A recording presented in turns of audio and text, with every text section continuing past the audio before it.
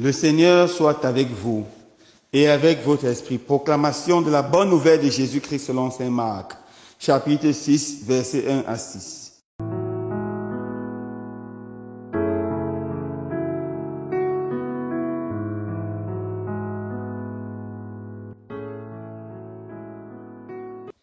En ce temps-là, Jésus se rendit dans son village d'origine et ses disciples le suivirent. Le jour du sabbat, il se mit à enseigner dans la synagogue. De nombreux auditeurs, frappés d'étonnement, disaient: d'où cela lui vient-il? Quelle est cette sagesse qui lui a été donnée et ces grands miracles qui se réalisent par ses mains? N'est-il pas le charpentier, le fils de Marie, et le frère de Jacques, de José, de Jude et de Simon? Ses sœurs ne sont-elles pas ici chez nous? Elle était profondément choquée à son sujet. Jésus leur disait: un prophète n'est méprisé que dans son pays, sa parenté et sa maison. Et là, il ne pouvait accomplir aucun miracle. Il guérit seulement quelques malades en leur imposant les mains. Et il s'étonna de leur manque de foi. Alors Jésus parcourait les villages d'alentour en enseignant. Acclamons la parole de Dieu. Louange à toi, Seigneur Jésus.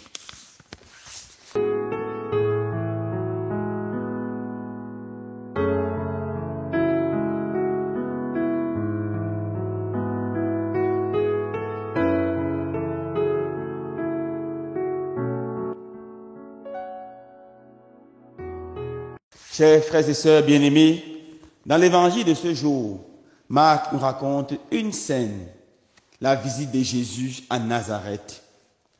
Nazareth n'était pas son lieu de naissance, mais c'était le lieu où il a passé son enfance et une grande partie de sa vie.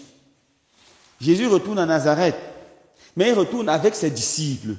C'est pour dire qu'il ne retourne pas pour une visite simplement de courtoisie, mais il rentre à Nazareth comme un rabbin, car les rabbins marchaient toujours avec leurs disciples. Et justement, le jour du sabbat, Jésus va à la synagogue. Il connaissait bien le lieu de la synagogue, comme nous connaissons tous l'église de notre village ou l'église de notre quartier. Et il va à la synagogue et là, il se comporte comme un rabbin et il se met à enseigner. Il enseigne avec une éloquence sans précédent. Il enseigne avec une sagesse divine et le peuple est touché jusqu'aux entrailles. Mais au moment d'ouvrir leur cœur, d'accueillir l'enseignement, d'ouvrir leur cœur et d'adhérer par la foi en la bonne nouvelle annoncée par Jésus, ils se ferment. Ils font appel à leurs préjugés.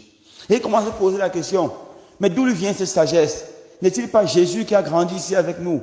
N'est-il pas le fils du charpentier? Ses frères et sœurs, ou même encore ses cousins et cousines, ne sont-ils pas ici avec nous? Et ils disent: non, c'est impossible. Un homme d'une famille aussi modeste ne peut pas être aussi sage. Et il se ferme totalement à la foi. Jésus les regarde et Jésus fait une affirmation.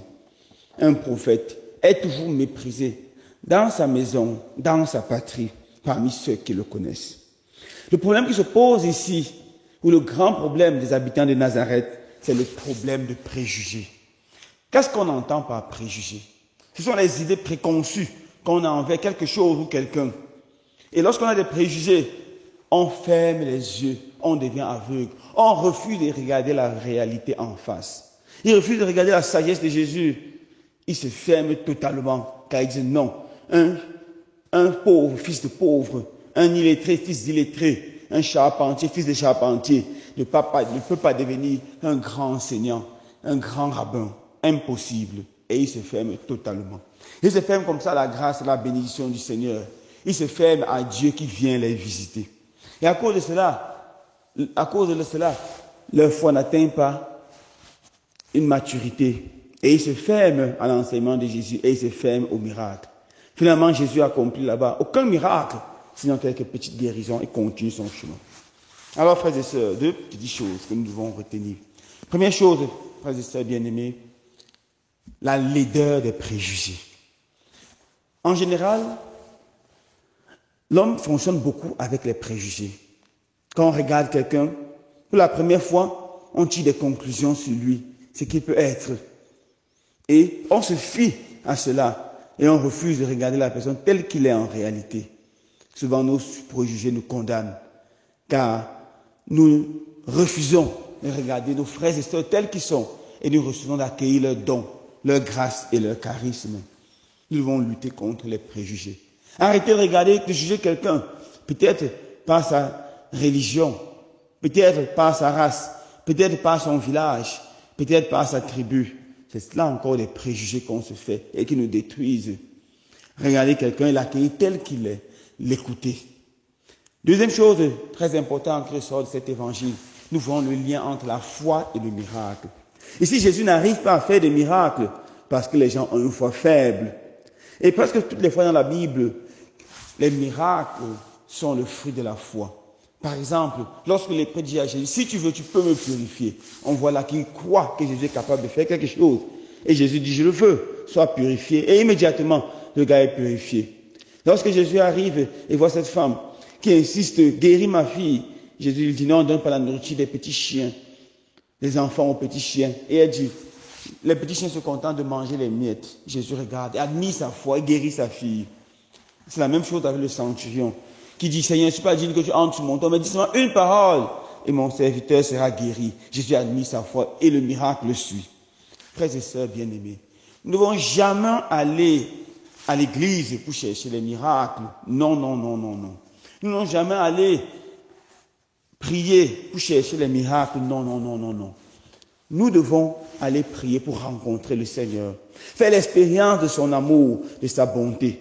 Et lorsque nous avons rencontré le Seigneur, notre foi va grandir et les miracles vont se produire dans notre vie. Le contraire ne marche pas. Premièrement, chercher Jésus, s'attacher à Jésus.